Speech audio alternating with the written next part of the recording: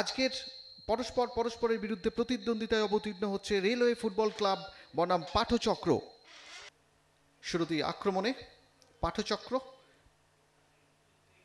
Shot, গোলরক্ষক সুদীপ্ত ব্যানার্জির।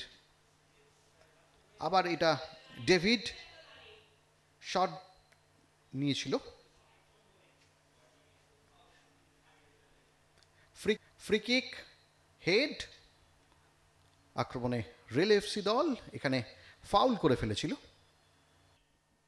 দারুণ জায়গায় কিন্তু বল দিয়েছে, সেন্টার কি আসবে, সেট আপ, শট, এবং বলতে বলতে গোল! প্রথম গোলটি করে ফেললো আলম, 17 নম্বর জার্সিধারী খেলোয়াড় আলম। কিন্তু অনেকগুলো সুযোগ পেয়েছিল, কিন্তু এবারে কিন্তু সুযোগের সদ্ব্যবহার করে ফেললো। ফিরে এলাম দ্বিতীয়ার্ধে।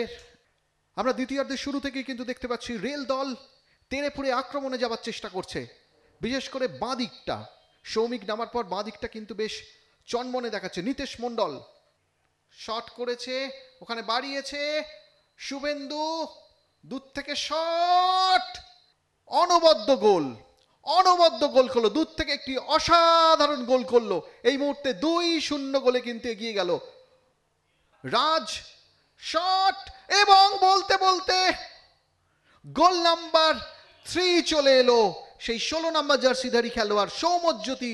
বলতে বলতে রেফারি বাঁশি বাজিয়ে জানিয়ে দিলেন আজকের খেলা শেষ। আজকের খেলার ফলাফল মামনি গ্রুপ পাঠচক্র 3, রেলওয়ে এফসি 0।